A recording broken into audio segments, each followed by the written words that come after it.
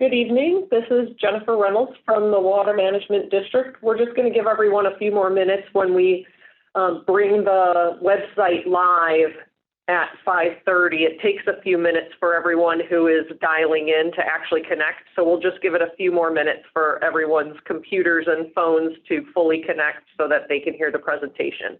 So just stand by for a couple more minutes.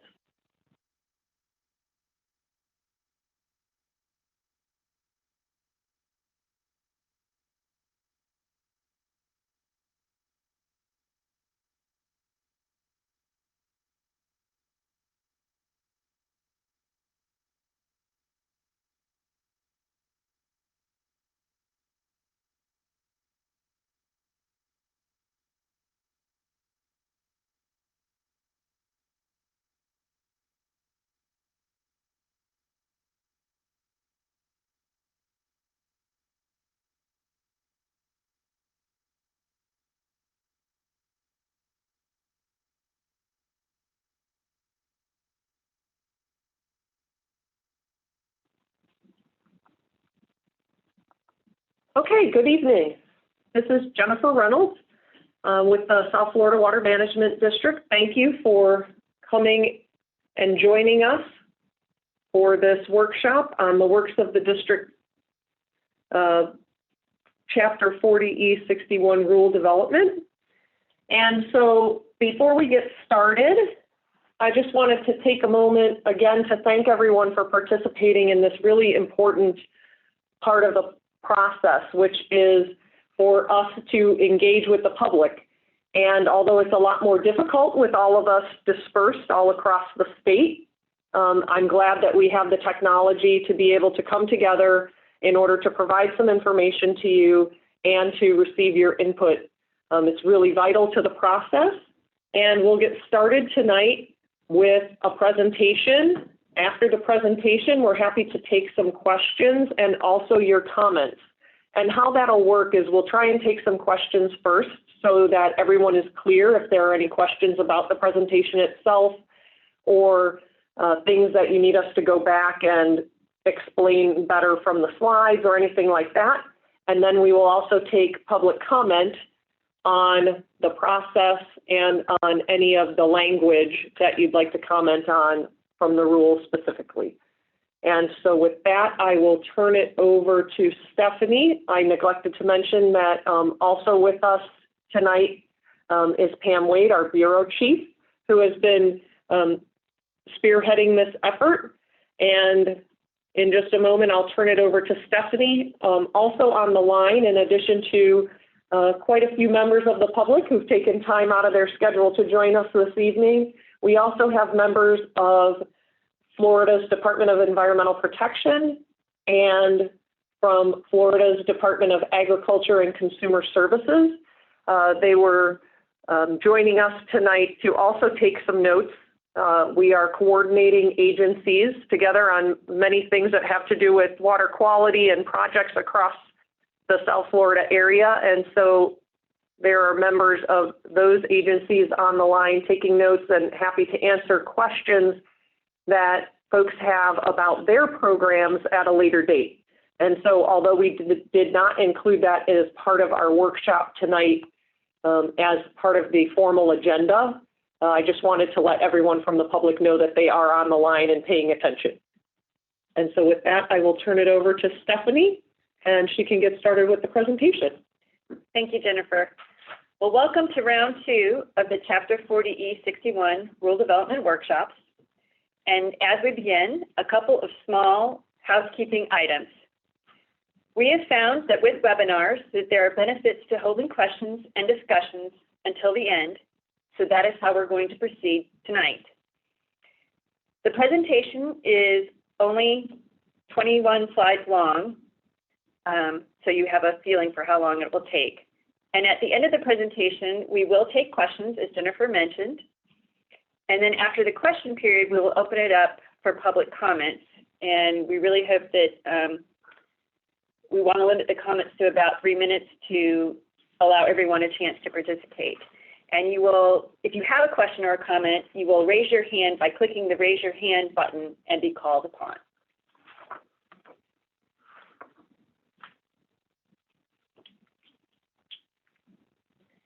So just a reminder, Chapter 40E-61, as it exists today, establishes criteria to protect our water resources for entities that discharge to the district's regional water management system. Restoring and protecting our water resources is part of the district's mission, along with connecting with the public. These workshops are one way we connect to and keep the public involved in the work that we do. To engage with the public through the rule process, we had round one workshops in 5 locations: Okeechobee, Stewart, Fort Myers, Kissimmee, and West Palm Beach. Tonight, I will provide a brief summary for folks who were unable to attend. With these round 2 workshops, we will discuss the draft rule text, which was posted at the district's rulemaking website on April 30th. This is our agenda for this evening. I will provide a background, then I will go into where we are currently in the rulemaking process, and end with the next steps and how you can remain involved. So let's begin with why we are doing this rulemaking. The map on the left side of this slide depicts the northern Everglades watershed. We have the Caloosahatchee River watershed in green, the Lake Okeechobee watershed in purple, and the St. Lucie River watershed in this orangish yellowish color. By law, the district must amend the existing rules for the Lake Okeechobee watershed and create new rules for the Caloosahatchee and St. Lucie River watersheds. These rules are just one component of an overall comprehensive strategy that was laid out by the legislature. And as that strategy has evolved, so must these rules. The overall strategy must address the water quality conditions depicted here. There is a gap between the current water quality conditions in each of these watersheds compared to where DEP says they need to be. The bars on the left side of each of these graphs depict the restoration goal. The bars on the right depict the most recent 5-year average. Phosphorus is in blue, nitrogen is in orange.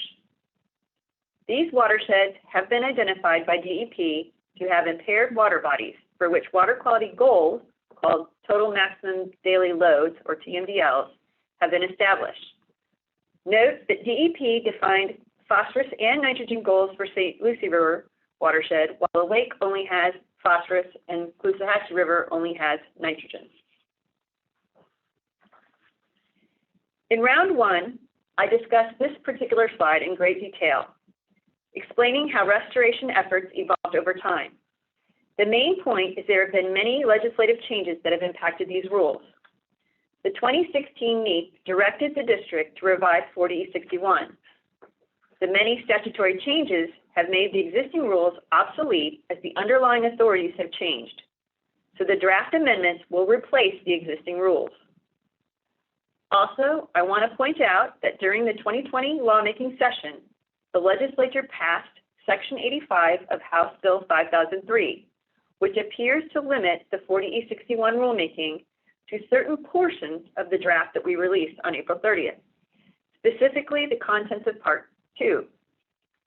However, it is possible that the contents of Part 1 may be implemented through other means. The full results of the 2020 session are pending, but the district thought you should be aware of those potential legislative changes as you consider your comments on the draft. The 2016 NEP also redefined the roles and activities in the restoration efforts for the coordinating agencies, which are the Florida Department of Environmental Protection, the Florida Department of Agriculture and Consumer Services, and the South Florida Water Management District. These agencies work together to achieve the restoration. This schematic connects the dots on how the activities of each agency come together under the overall restoration strategy under the NEP. DEP is the lead on developing and enforcing basin management action plans to achieve water quality. DACT is the lead on agricultural BMPs. And the district's the lead on the watershed protection plans, which consists of the construction projects and the research and water quality monitoring program. 40E-61, which is in the green box in the bottom right-hand corner, is a program under the watershed protection plans. So now that you understand where 40E-61 fits into the big picture, this slide shows the specific directives underneath. The legislature directed the district to include monitoring in these rules, and rules must be created for the river watersheds. The legislature also requires that the district update the watershed protection plans with the latest information.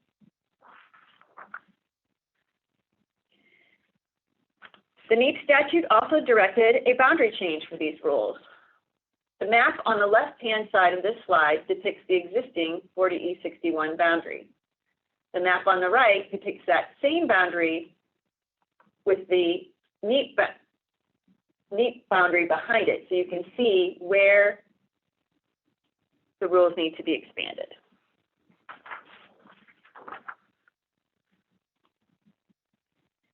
Before we lay out the draft rules, let's do a brief recap of the Round 1 workshops.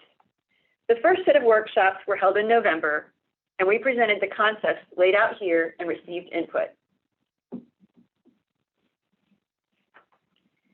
Here is a summary of the public comments and input received at the workshops. The district received many comments on the scope of these rules, some wanting a broader scope, others wanting it more limited. Other comments pertain to monitoring data and dealing with hotspots. With the workshops completed, staff began drafting rule text to build out the concepts discussed at the workshops. The draft rule will consist of two parts, a watershed assessment part and individual landowner requirements. And I'm going to discuss each of those in the next few slides.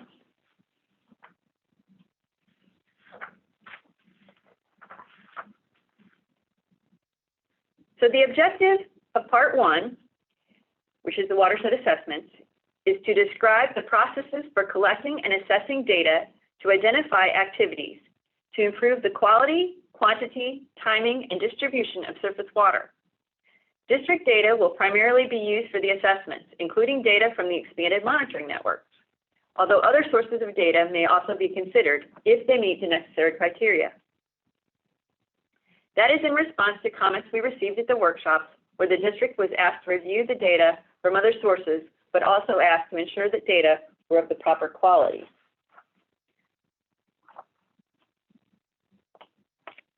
The district will work with DEP to prioritize the targeted restoration areas, which are defined in the BMAPs, to focus limited resources. The district will complete a comprehensive assessment of these areas to characterize sources and factors contributing to the water quality problems, trying to answer what are the drivers having the greatest impact and how do we address them.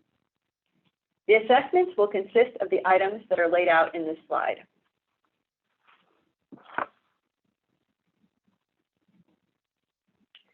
Reports summarizing the assessment findings will identify activities to expedite tailored nutrient reductions to achieve the greatest impact for water quality restoration. This will allow us to address hotspots. This slide lays out a few examples of possible findings, including identifying performance enhancements for projects, such as improving the operations of stormwater treatment areas, new projects, which could be new stormwater treatment areas or nutrient reduction technologies, enhanced source control systems, such as tailwater recovery programs, or a reevaluation of BMPs if the data indicate that may be beneficial. The district will provide scientific and technical support. The rules also lay out reporting requirements for the assessment findings. The district will publish the findings annually, update the district website, and conduct a public meeting to discuss the progress. And if any of the project or programs included in the Basin Management Action Plans are not meeting the BMAP implementation timeline, the district will facilitate a public meeting inviting the coordinating agency partners to join with us in seeking public input, discussing obstacles, and refining district findings if necessary.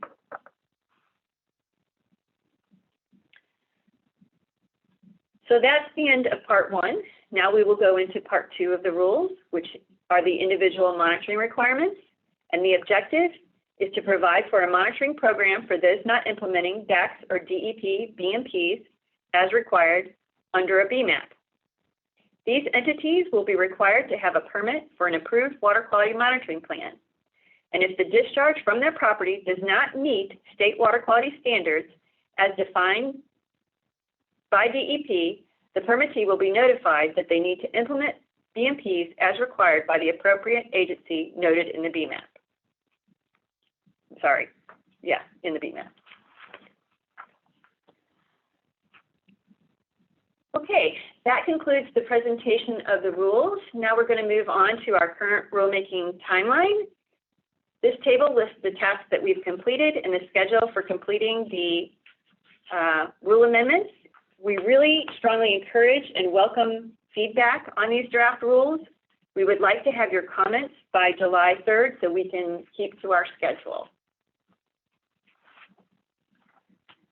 Our next steps are to complete our Zoom workshops. We have one more scheduled for June 3rd at 10 a.m. After we get all the inputs, we will review the draft rule text and adjust it as needed. And just a reminder at the end that you can leave comments and receive the latest information on the draft rules at the website at this link. I'm trying to get the pointer to work. Here we go. At this link down here. This is also where you can find the draft rule text if you've not had a chance to review it. And with that, we will begin taking questions on the presentation. And Danielle, do you have a list of who has the first question? So far, we have no questions. So if anybody has oh, there we go. Diane Goldberg, go ahead.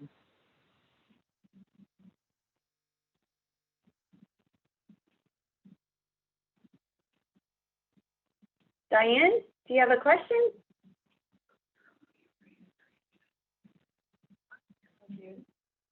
Sorry, I had to unmute.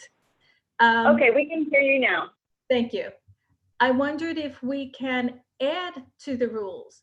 For instance, it is not only fertilizers or that we have a problem with, but also things like herbicides that are very harmful to our drinking water and our waterways. So I would like to see that all invasive plants be removed, not only from property from the district, but also all properties, even properties that are privately owned, so that it doesn't cost you money to every year do a cleanup of the invasive plants, because you're getting more of them from other properties. So if everybody was required within a 2 or 3 year period to kill or remove the invasive plants, then you only have another few years with the seedlings to take care of them.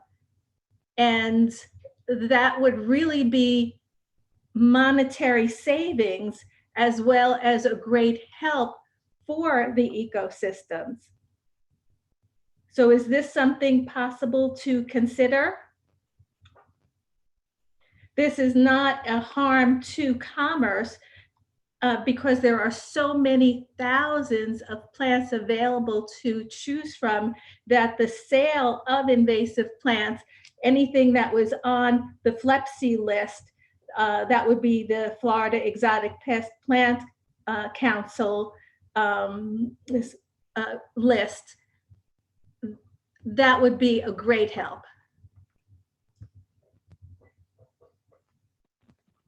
So Diane, this is Pam Wade. Thank you for making that point. The rule is limited to the authority under the statute, which says that we will address the pollutants addressed by the BMAPs. And so the BMAPs focus on nitrogen and phosphorus. There are many other programs, though, that address your concerns. For example, the Department of Agriculture BMP programs address pesticides and herbicides with their BMPs. So thank you for that comment, but yes, we are limited as to what we can do under the rule as far as the type of pollutants addressed. Thank you. Okay, Danielle, who's next? Next up, we have Kathy Fitzpatrick.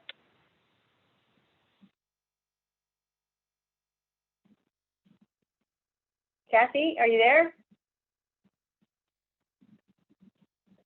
I am now. Okay, please ask your question. Yeah, you were discussing the limitation or restriction on implementing Part 1. You were talking about some legislation that was passed or is pending this year that might limit your implementation of Part 1 and limit it to Part 2. Could you expand on that?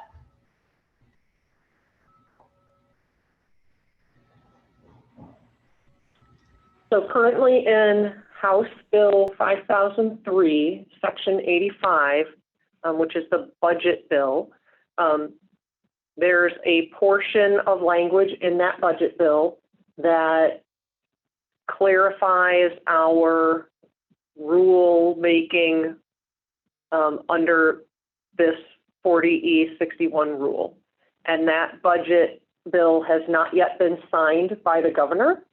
And so that's why we're in between the old legislation and the pending legislation.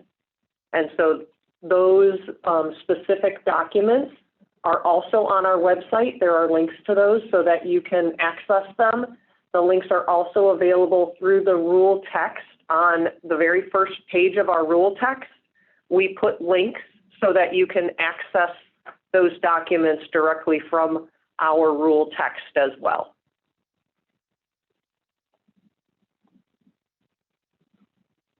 We also linked the Florida statutes that we've been talking about in the presentation so that you can reference those as well if you're interested in looking at some of the specifics there.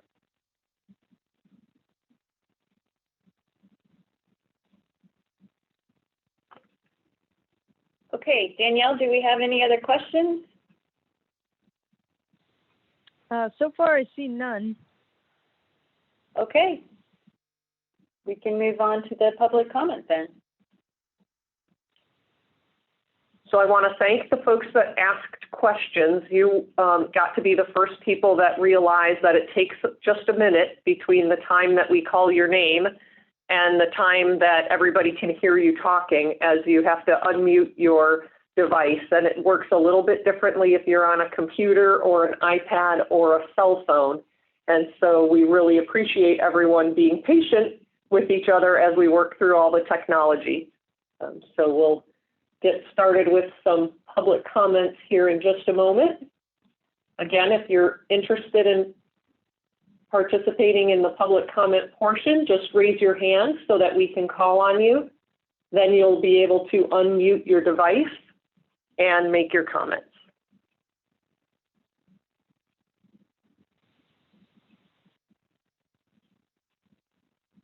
Danielle, do we have any hands raised? I'm not seeing any yet. Okay, well, we'll give it a minute or two.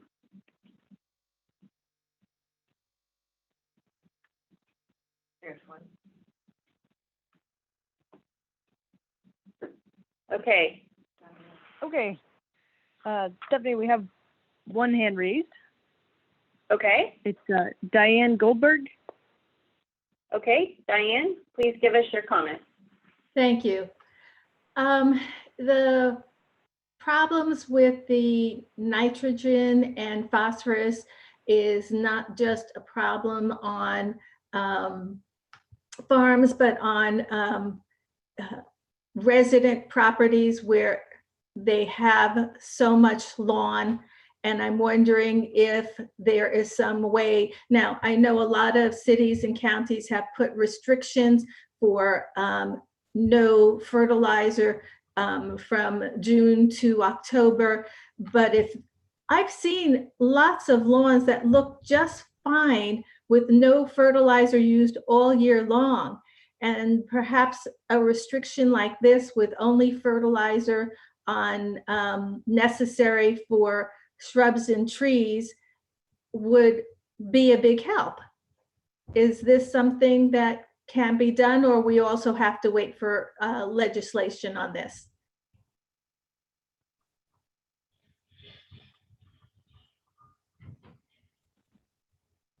Thank you for that question, Diane. Basically, we are limited with these rules, as Pam mentioned, to looking at water quality nutrients, and our rules are pertaining to monitoring. So there are other programs and in place with DACs and DEP that look at regulating those types of issues, fertilizer. And Diane, under those programs, many municipalities and towns have implemented ordinances that do just what you're asking for.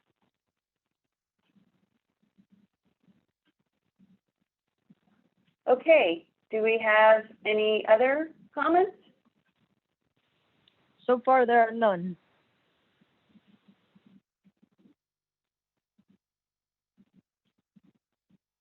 Okay, we'll wait a minute or two.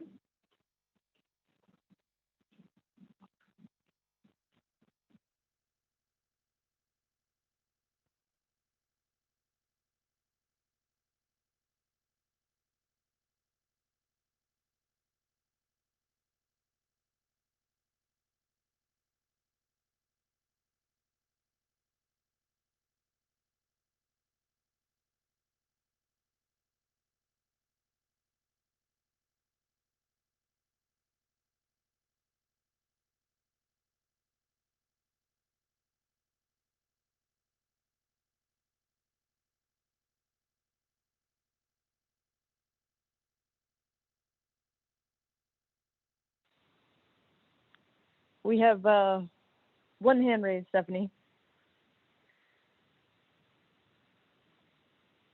Okay, It's Diane Goldberg. okay, go ahead, Diane. Thank you for allowing me this time.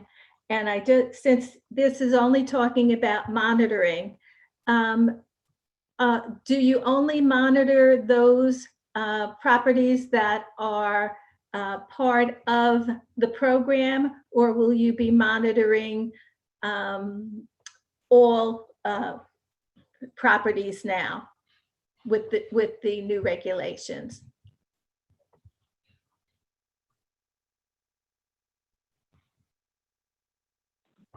Of course. Thank you for that. Go Thank ahead. you for that question, Diane. That was a good question. The rule's in two parts, and part one, with the watershed assessment, the district conducts monitoring at what we call the basin level and also what we call upstream. So we have monitoring sites that are within the watershed as well as at the edge of each basin. So we do monitoring in that manner. And then part two, those rules are applicable to people who are not implementing DACs or DEP BMAP required BMPs.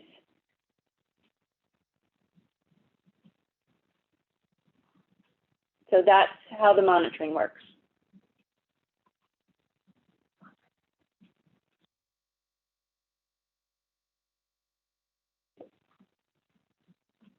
Oh, okay. I think, do we have another question, Danielle? Yes, Or we comment? do. Kathy Fitzpatrick. Kathy, please give us your comment. Yep, I'm sorry, I'm back with a question. I'd asked before, I'm on your website and I'm trying to find a link to the presentation you made, and this appears to be a YouTube video, so I'm assuming it's recorded. And can you tell me how I can access that information? Are you looking for this presentation, or are you looking for one of the previous presentations that were made at a governing board meeting, or are you looking for the presentation made at the round one workshops? I'm looking for this PowerPoint and the recording of, I mean, I know you had a meeting yesterday, the day before, and I'm just wondering where we can find those recordings and the PowerPoint that you presented. Yes, we have not posted Tuesday's meeting to that particular website yet, but I believe if you go to the district's YouTube channel, I think you might be able to see Tuesday's recording. And the PowerPoint? I don't have the PowerPoint posted to the website yet.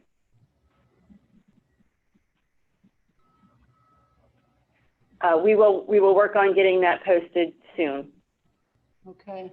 And the bill that you were directing me to, I'm looking here. I certainly do see the draft language for the rule text, but I'm not quite sure where I find the information on the restrictions or the direction in the bill you were talking about.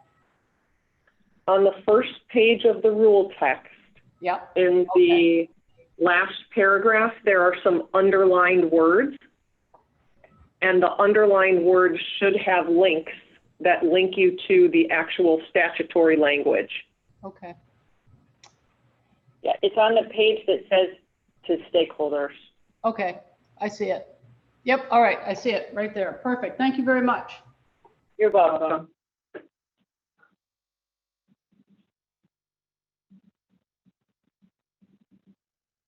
Are there any other questions or comments?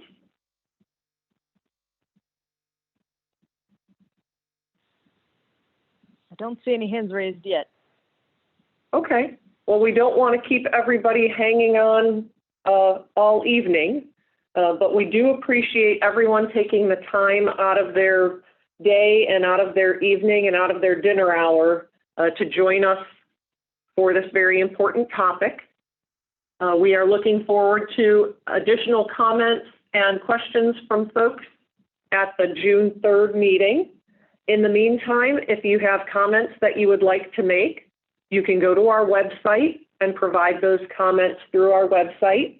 Again, there is additional information available there in terms of the statutes and in terms of the other programs with the coordinating agencies. And so we welcome your input into how we can work together better as we move forward into the future. With that, we will close, and we look forward to maybe hearing from some of you again on June 3rd. Thank you so much for your time. Stay safe and stay well.